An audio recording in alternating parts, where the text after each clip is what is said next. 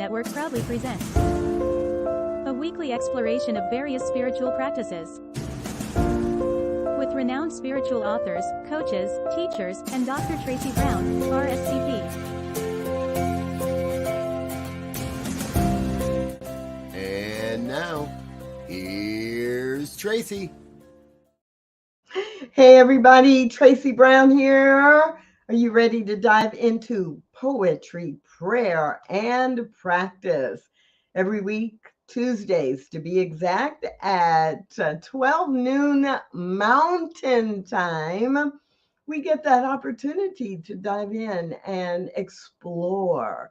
Is poetry a spiritual practice? Or is reading poetry an entryway, a gateway into deeper spiritual practice? How about prayer? Is prayer something we can use as our steering wheel instead of our spare tire? And what other spiritual practices are really effective for us? That's what this show is all about.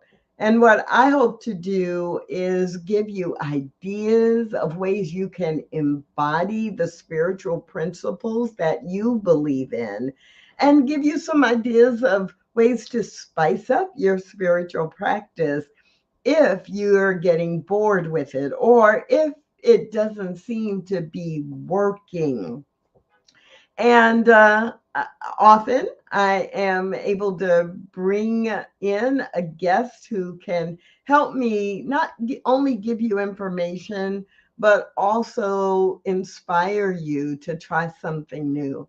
And if you've been following along this month, you know that we've already heard from some pretty amazing folks, and the conversation with the Reverend Dr. Michael McMorrow and with Kay Suzanne Massey, practitioner emeritus, have been fabulous. And they were just the setup for another really great conversation today with Reverend Laura Hallett. If this is your first time with me and with us on the show, I want to encourage you to drop in the comments or chat your name and where you're watching from, because we always like to know that. And feel free to comment or add questions as we go through the show today. And my guess is you are going to have some comments, because my guest today is Reverend Laura Hallett. And I like to always share a few things that I know about my guest and then invite them to add anything else that they want you to know. So one thing I know about Reverend Laura Hallett is that she is the spiritual leader and senior minister for a CSL, a Center for Spiritual Living Church in Las Vegas, a spiritual living center in Las Vegas. And I use both sometimes, because sometimes when we just say CSL, which is Centers for Spiritual Living, people are like, are you a church or not? Well, we are a place to learn about spiritual living. And Laura is the leader of one of our centers in the Las Vegas area. That's one thing I know. Number two thing that I know about Reverend Laura, if I ever want to know anything about mandalas and how to use them or ways to use them in spiritual practice, Laura Hallett is my go-to person. So, of course, we'll talk more about that at some point in the next 45 minutes. And then the number three thing that I'm going to share about Reverend Laura is this. I've met a lot of people,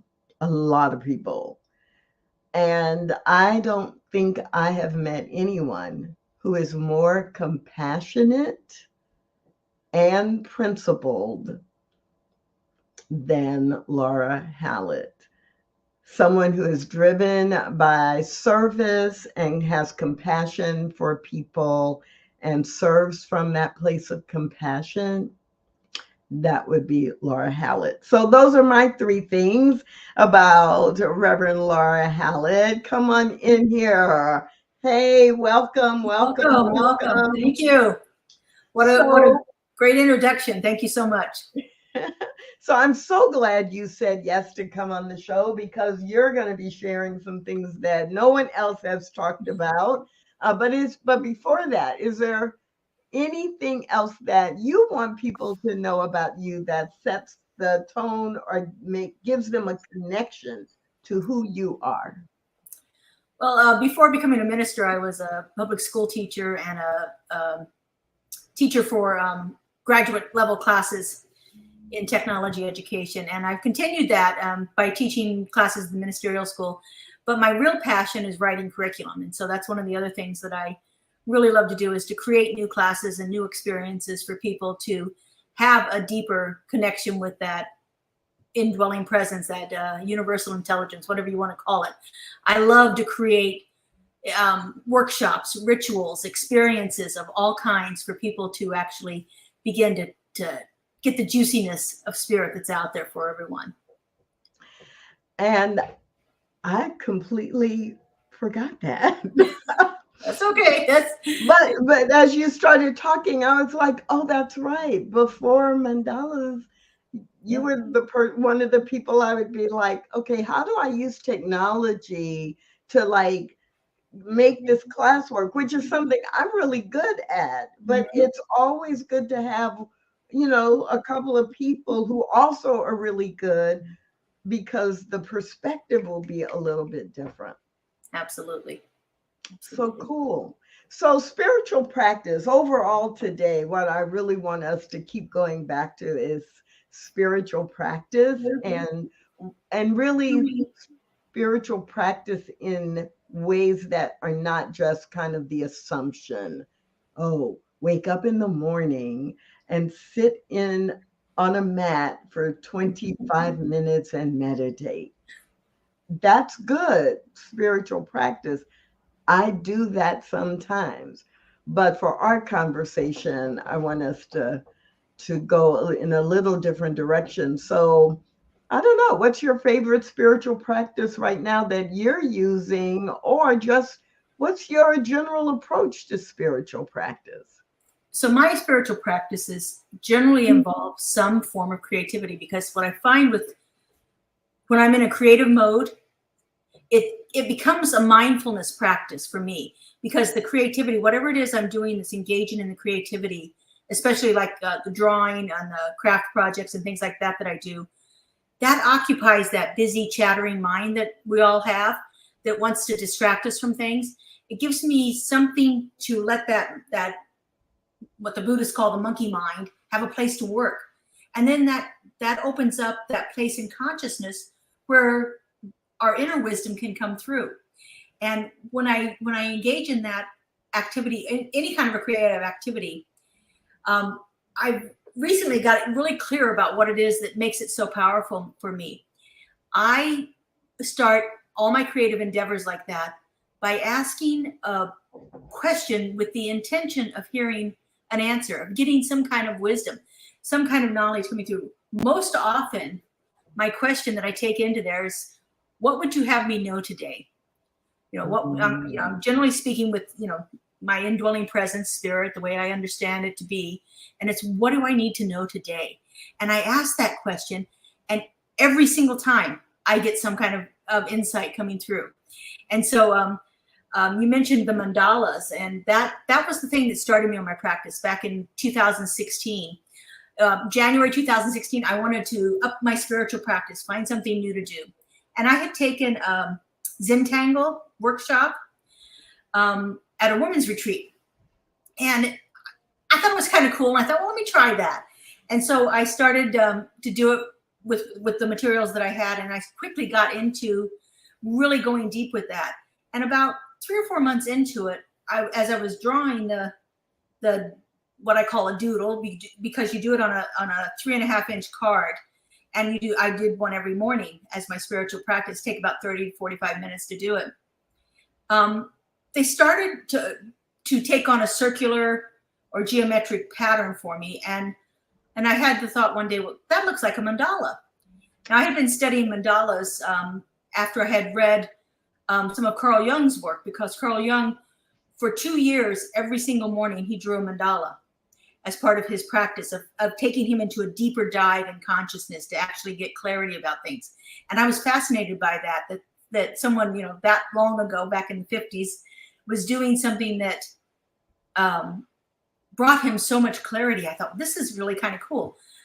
But Carl Jung did it by just drawing pictures. And I never thought of myself as an artist. I couldn't draw anything. I couldn't make anything look like I wanted it to. So I had all this judgment about myself as an artist. Yeah, I'm sure nobody can relate to that. And so I wouldn't do it. But when I saw this Zentangle thing, it's like their motto in Zentangle is you can do anything one stroke at a time. And so you're making these little 1/4 inch, 1/2 inch strokes, and it's repetitive. And it engages that, like I said, that chattering mind by repeating that pattern. Your hand becomes, gets a little muscle memory going. And you just keep repeating the whatever that shape is that you're making each time as you move it around the square. And I just found, like, when I realized I could make this thing into a mandala, everything took off for me. And so, as I said, I asked good questions. Tracy? I'm imagining there's someone who's hearing you who's like, what's a mandala? What is that word? What does that word mean? So a mandala is a circular or geometric representation of a spiritual concept. But I have some examples here if you want to pull those up. These are just a few of the ones that I've done as in my daily practice. As I said, I've done it since 2016. So I've got quite a few of them. And so, and I'm going for them for some reason. I'm not seeing them on my screen at this moment. There you go.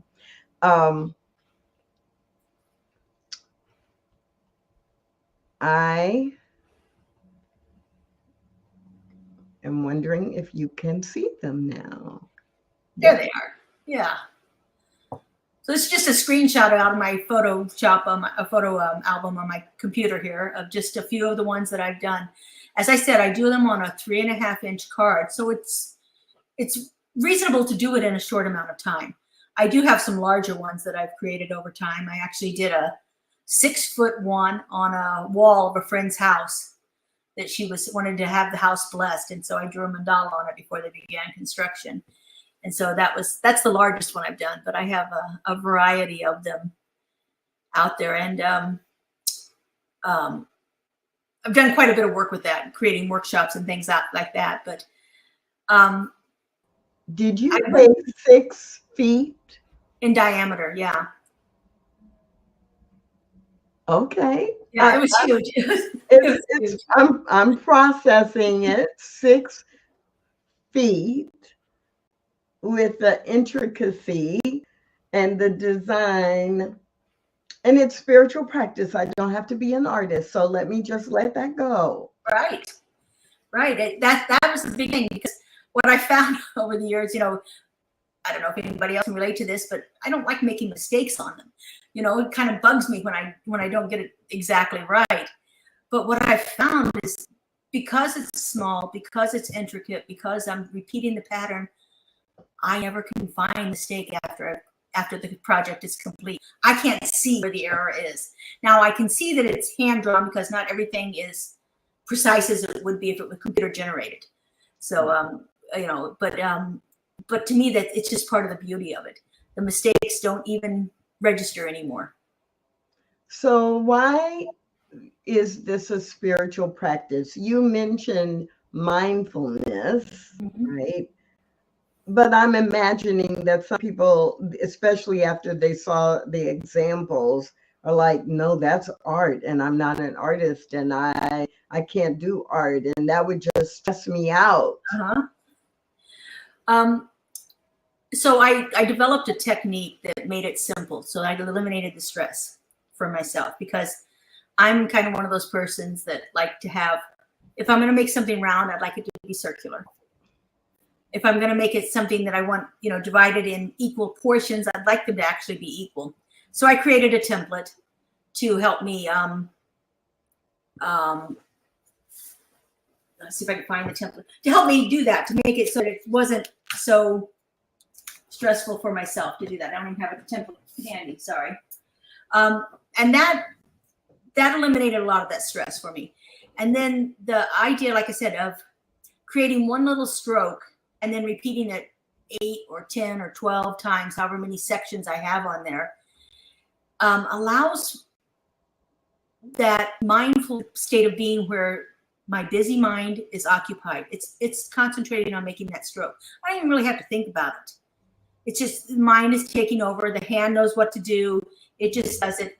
And what I found is that then, again, that there's a space that opens up inside of me where I can get divine insight. And so let me give you a couple of examples of that.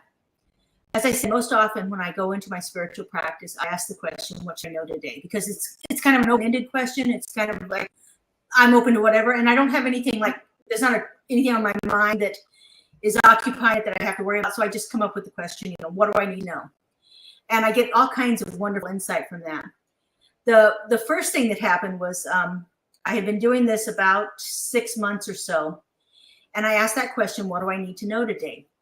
And, sometimes the answers are like, what, are you sure? So the answer that I got that morning was, you need to start wearing ties. And I thought, what? Why would I even think about that? And I just sat with it and I just let that be. And so the next day I asked, what do I need to know today? And I hear ties. And so then I thought, okay, well, let me sit with that and see what that means for me. And being this analytical person, I went and researched, ties that women wear and things like that. And it was Christmas time. So I thought, okay, well, I'm going to buy a Christmas tie because I could wear the Christmas tie and nobody's going to think much about it. It's just, a holiday decoration that I'm putting on. But I bought that a red and white striped tie, like candy cane striped tie, and decided to wear it to our Christmas service that night. And I put that on, and the shift in my whole being is almost hard to describe. It was like all of a sudden I felt right in my skin. I felt like this was an authentic expression of me. It felt like this is how I should be showing up. I was wearing a white shirt, a red sweater, and a candy cane striped tie. And I can still picture it. And I can still feel the feeling that it felt that I had inside of me, that this was the right way for me to be expressing myself. And what happened out of that, as I began to embrace this idea of wearing ties, I hit Amazon and I bought ties, and I, figured out how to tie a tie because I had to do that on YouTube, So, but what happened is I found within me what I call an unapologetic confidence. I could step out in any situation and feel like I was totally in alignment with who I'm meant to be, who I'm supposed to be, who I'm showing up as in the world. It was like this incredible opening within inside of me, just by following the direction of spirit, just by following that little bit of guidance. Like I said, it took me a couple of weeks to do it because it was kind of out there at that moment for me to be doing that. But what an amazing experience that was, of feeling so aligned and so authentic in myself. And so that's like the most powerful one that came out of there. And then a few months later, I've been overweight my entire life. Doctors have been on me for years about having bariatric surgery. I'm like, no, that's not for me. I'm not doing that. I can do this. I can lose this weight, and 50 years of experience of not doing it was showing me that, there's something had to give there. So one morning I failed at my, 27th diet of the year or whatever. And so I asked the question, what is my resistance to having surgery? And very quickly I heard, well, you think you should be smart enough not to have to do it. You think you should have enough willpower not to have to do it. You think you should be spiritual enough not to have to do this. And then on the tail end of that, I thought, well, isn't that a heck of a way to beat myself up? And so I called, scheduled the surgery, lost 140 pounds and kept it off. It was a life changer for me. It totally gave me more mobility. I mean, I still, there's still weight to lose, but I feel so much different and so much better about my life just by taking that. And again, following spirit's guidance that came through when I asked a question with the intention of hearing an answer as I was doing these spiritual practices. It was powerful for me. Those are probably the two biggest examples of it. But I ask them these questions all the time. And, this morning I'm working on the theme for next year. And so this morning was like, okay, what do I need to do next to find the right and perfect theme for our center for next year? And so I got a little bit of guidance and started working with that. And I will ask that question for a week or two until things start to flesh out a little bit better. So you just gave such a wonderful example that in a lot of ways. But one of the things that really jumped out at me was the reminder that when we do spiritual practice of any kind over and over and over again, we actually do begin to eliminate the resistance that our brain might want to have, because it knows, oh no, that's what Laura does. Mm-hmm. Laura sits down and she's creating and she's focused, and that's what meditation is, really just focusing the mind on one thing so it's not going everywhere else. And that's when we can really hear the guidance. Mm-hmm.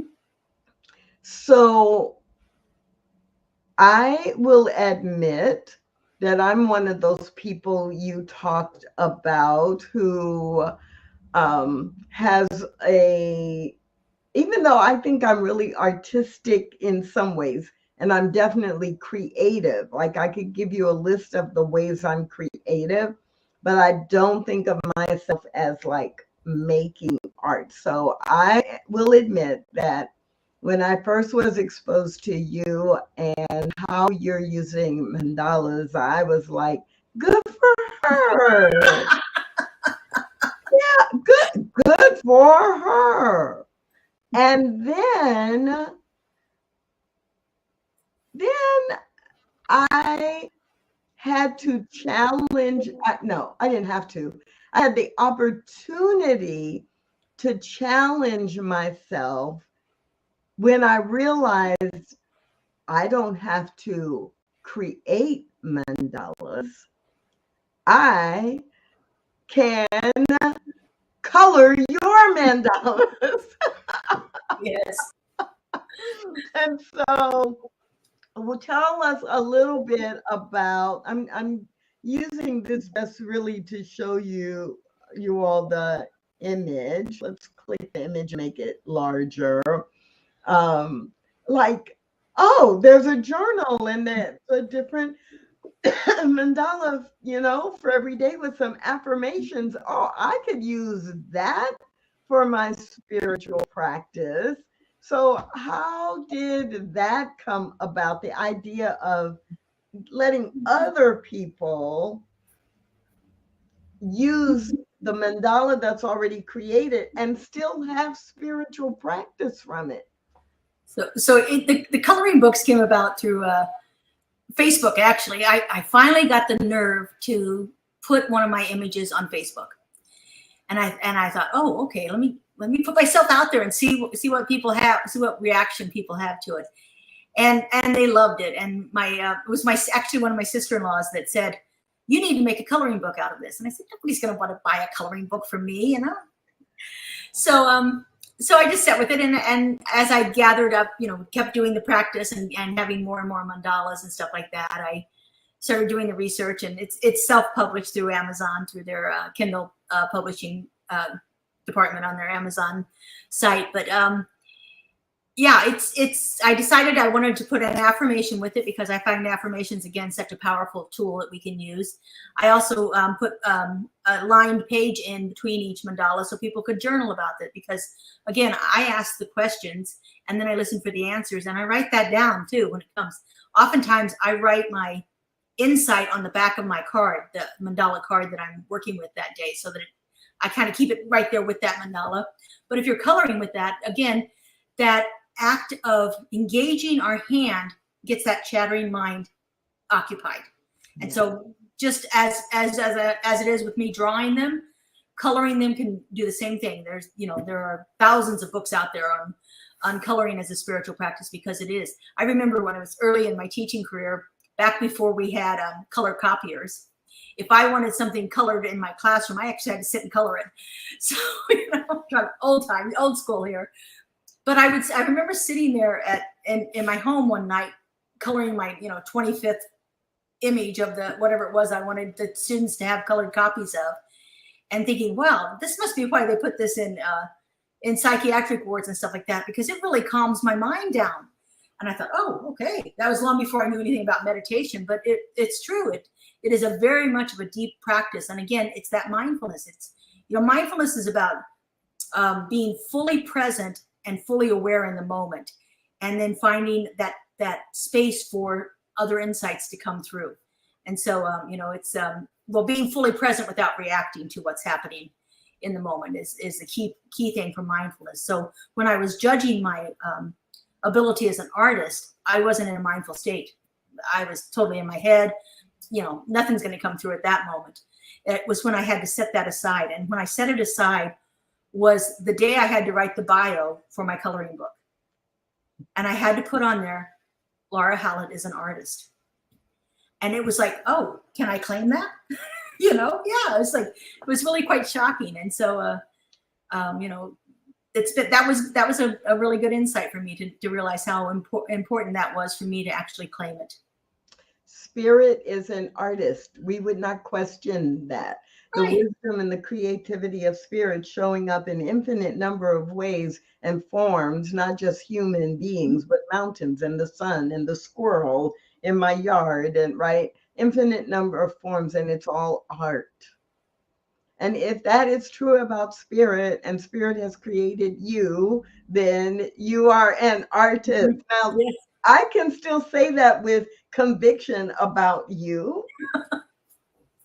And actually, I can say it with almost 100% conviction about me, like almost 100%. It's just in how you define the word artist. Mhm. So I would never do visual artist, although I will say that having stopped, slowed down, breathe, and coloring in some of the mandalas created by Laura Hallett, when I'm done, I feel like I am an artist too. So Good. So Yeah. that comes through, because as you so beautifully described, the being mindful just releases the judgment. It stops the story that our brain wants us to believe about ourselves. Yeah, and I find that when I feel like I've got some kind of judgment going on around what I'm doing, that's a really good indicator for me to actually stop and clear that away, do whatever I need to do to clear that away, because that I'm not in any kind of space where I'm going to have the benefit of the spiritual practice if I'm in a state of judgment in my head, or if I'm feeling shame because I went over the line on a certain spot, or any of that kind of stuff. But, all the things that we do to ourselves. But when I can get in that space, it's like, I said this one day in a workshop, somebody said, oh, I made a mistake. And I said, no, a mistake is just an opportunity to create something new. And so that's what we do. That's when I make something that doesn't look exactly like I thought it was going to look when I was doing it, I just create something new, a different shape with it, make it purposeful, instead of a mistake that I have to then feel like I've done something wrong here, or I am wrong, or whatever it goes on in my brain at the time. It's a mistake, so I have to tear it up and No. throw it away. Well, it's funny because I do the mandalas in black and white. Yeah. I use a white card, black Pigma pen. And so I went out and bought white gel pens so I could cover up mistakes. And I used to have those available at the workshops. And I'm like, I stopped doing that. This is no. This is not what we're doing here. That is not what this is about. We are not worried about that. We're actually allowing it to be what it needs to be. Let spirit have a place to work through us. There are some days it's really great that I just happen to have my Science of Mind textbook within arm's reach because on page 290, All right. paragraph 2,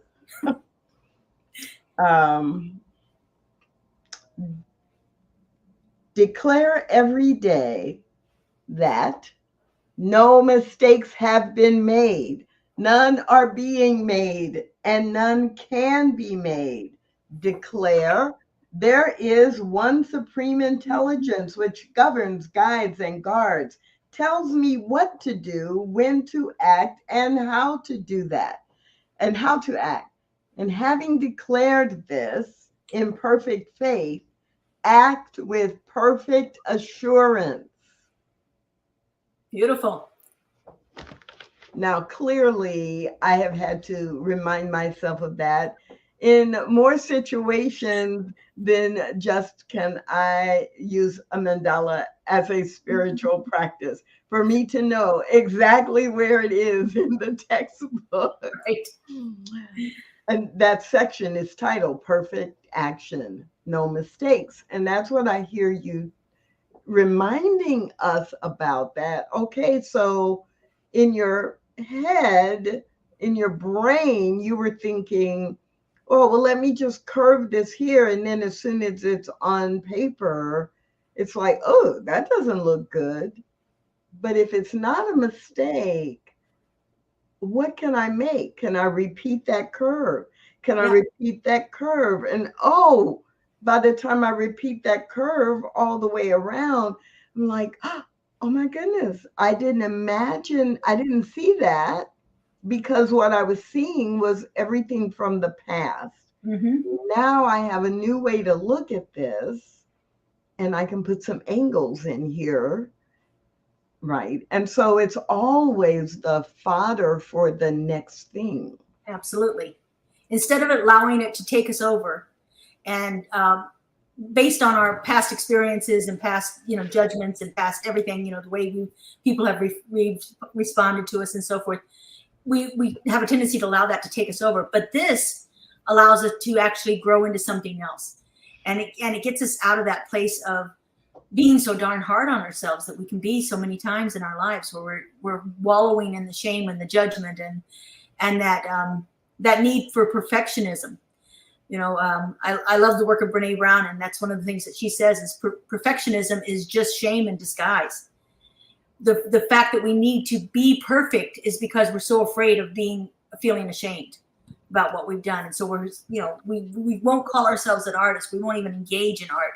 I mean, I never tried to draw because I couldn't draw until I started. And you were clear and you knew that. I knew that. I mean, I always considered myself crafty. I could do all kinds of crafts, but I didn't do art. I didn't. It's so hilarious what stories we allow our brain to tell us to drive our lives, right? Yep, right. So mandalas, absolutely appropriate for us to spend a big chunk of time on that. But it's not the only spiritual practice that has a big influence on your life. At least that's the story I'm making up. That's true. Right now, as you said, I'm the leader of centers here in Las Vegas, and so we have monthly themes and a weekly talk, and actually I wind up having to speak 3 times a week on the same topic. And what I've found for my spiritual practice with that is, study is one of our spiritual practices here that we really honor. Your beautiful examples of how much you've studied the Science of Mind textbook.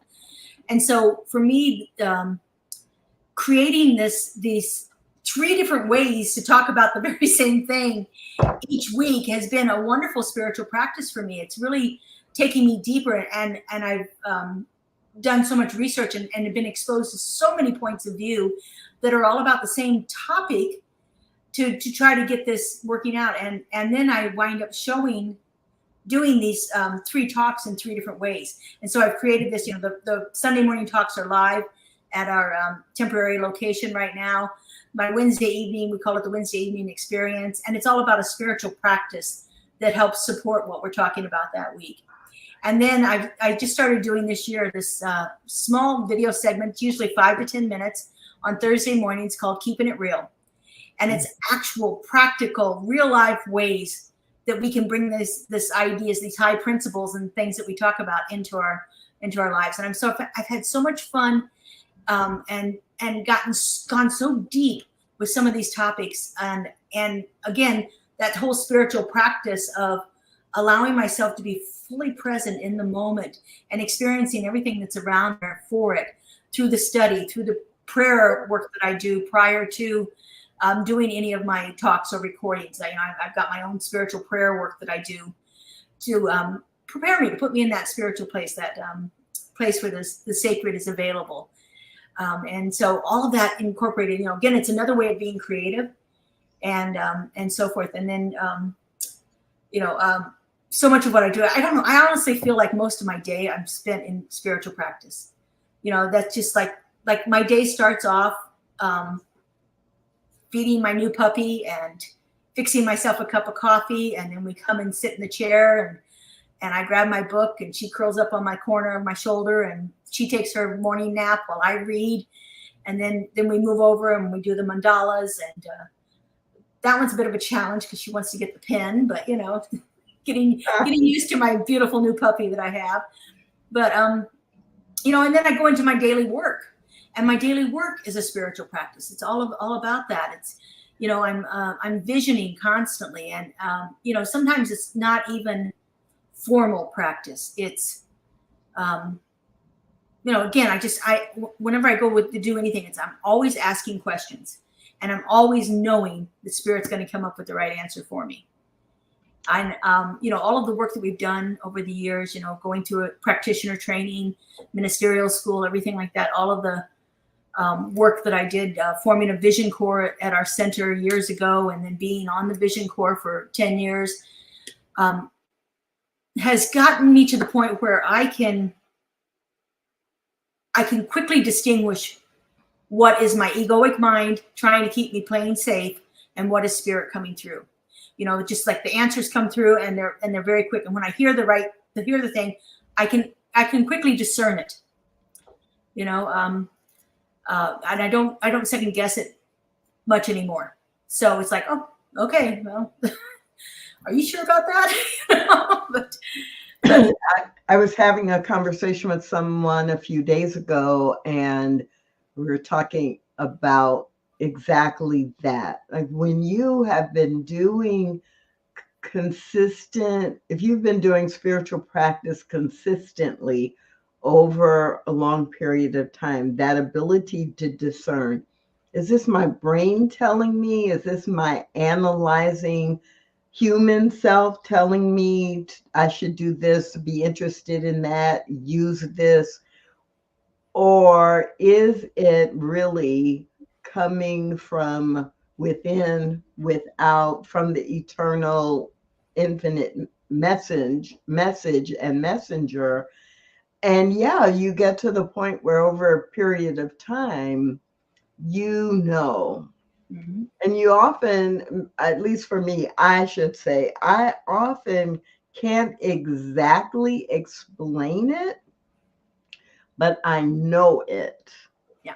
And because I've trained myself to recognize it and let it guide me with as little resistance as possible, then it's almost like I've welcomed it to know I am paying attention. I am paying attention. When we don't have to fight about it. You don't have to convince me.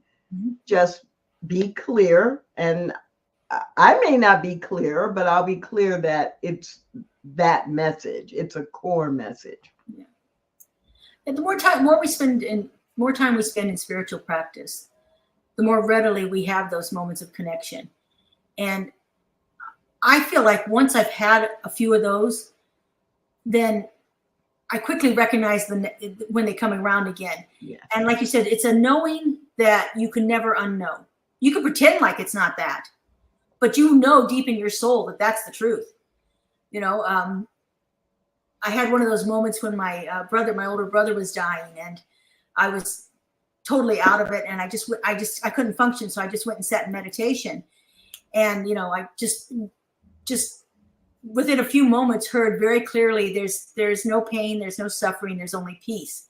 And it was so profound and so deep that it was like it totally shifted my entire perspective on what life is, on what death is, on what this transition that we go through is, and what's available to us afterwards, after this existence that we're here right now. Because I had that experience of the divine right there in that moment. I had that God moment at that time. And so once you have a couple of those, it's like, oh, sometimes we call them like the 2x4 moment, where you really feel like you've been struck with something hard and heavy, and it's so powerful and so intense and there's just no way of ever going back from that. Your life is changed from that point forward.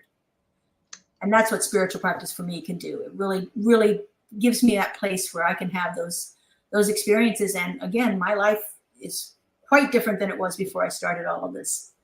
Yes, yes. Well, and you reminded me when you said that what you recognize is that you're in spiritual practice like all day, throughout the day. And it may seem like it's casual, but it's constant. Mm-hmm. So people who have been following the show for a while have heard me tell the story more than once, or share the insight I had when Reverend Lee Wallach made a comment about tithing your waking hours in spiritual practice. And it intrigued me. It made me go, oh, well, we do talk about tithing our time, tithing our talent, tithing our treasures, right? Tithing, especially we talk about tithing money, but tithing talent. And I'm like, oh, what would that mean? And what would it be like to tithe my waking hours in spiritual practice? And so I began to really pay attention. And at first I thought, well, that would be impossible to do. Like, how could anybody do it? But then when, in a theoretical setting, 24 hours in a day, if you sleep 8, you're up, you're up 16, and in 16 hours, a 10% is not quite 2 hours. It's an hour plus. It's more than an hour and a half, but it's not 2 hours. And I was like, oh, how hard could that be? Because I already had a morning practice that typically was at least 30 minutes, sometimes 60 minutes, depending on what I did. And I typically had an evening spiritual practice that was usually between 15 and 30 minutes. And then I started paying attention, and not just, there were times when it was like the work I do in the world, or I'm doing a workshop and it's about XYZ topic, but my personal spiritual practice. And I was like, oh yeah, there's so many times I'm driving someplace. Mm-hmm. And when I leave my garage and it's a 20-minute drive, there were many times when I would be doing affirmations. Mm-hmm. On the way, or I would be in the car and I would be feeling a little stressed or a little down, and I would say, okay, for the next 5 minutes, you're going to say out loud what you're grateful for. And so I began to notice I was doing a lot of things throughout the day that really were spiritual practice. And so now it's like, a day with less than 3 hours of spiritual practice that I'm consciously aware of is rare. Mm-hmm. It's just very rare. If I'm in a waiting room, like at a doctor's office, or I'm waiting if I'm waiting for a meeting with a client, I'm often thinking about what do I need to cover in that meeting, unless it's stressful. And then I find myself doing affirmations to prepare. This is a great meeting. This client loves working with me. I love working with this client. But especially if I'm just in a waiting room, for a doctor's appointment or something like that, then I'm journaling or I'm listening to spiritual music, or I'm doing something that's spiritual practice. When I was learning to pray in practitioner training, especially, I had a 45-minute commute to work.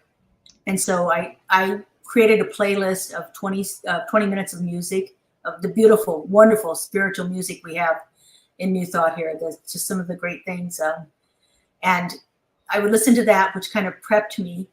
And then I did my treatment on every day on, so I was doing it on finances, relationships, and health. And so I did my spiritual mind treatment out loud in the car, driving to work every single day. And if I had a challenge coming up, like you said, at work that next day, I included that in there, and always included the phrase, God is the mind of every person in the room, so that it was like, oh, okay, this is just God meeting God here. That's all it's going to be here in this moment. I love that. God is every person in the room. And God is every word that has been spoken or thought in these last 45 minutes. And I'm sure God has a lot more to say about spiritual practice, but our time is just about up. Right. Well, it's been wonderful. Thank you. Is there one final thing that comes to mind if you take a deep breath that you want to be sure to affirm or remind people of? Yeah, don't let yourself get stuck in a practice. Find a way to creatively change it and make it work for you in that moment, because we are constantly in a state of evolution. Therefore, our practices have to evolve along with us. So, find the different ways to do that. Reach out, find a book, find a practitioner, go listen to somebody on YouTube, whatever. Find a different way to do the spiritual practices. Nothing says you have to do the same thing every single day, but find some way of connecting with spirit. I love that. I think that's really important, especially in this day and age where we have so many technology-based resources that didn't exist, 15 years ago or 25 years ago, or even 5 years ago for some things, where we can do our own spiritual practices makeover. And so thank you so much, Reverend Laura, for coming on the show today. I really, really have enjoyed this conversation. Thank you. My pleasure. Thank you. And everybody, if you want to be in touch with Reverend Laura, you see her email address on the bottom of the screen. Feel free to reach out to her, Reverend Laura Hallett at gmail.com. That's all the time we have for the show today. I want to remind you that Poetry, Prayer, and Practice is here for you every Tuesday at noon Mountain Time. And if you're not able to watch live at noon Mountain Time, definitely come back to the Facebook page for New Thought Media Network, or come back to the YouTube channel for New Thought Media Network, because the recordings of the show are available to you 24/7, 365. My name is Tracy Brown, and I hope that I will see you again really, really soon next Tuesday. My guest will be Reverend Marie Kirkland, and then we have an amazing lineup, another amazing lineup coming in the month of October. So thanks for being with us here on the New Thought Media Network, and I will see you again real soon. Thanks for watching. Join us again next week. Or watch on demand at www.ntmedia.org or youtube.com/New Thought Media Network. New Thought Media Network, positively inspiring. Learn more at www.ntmedia.org.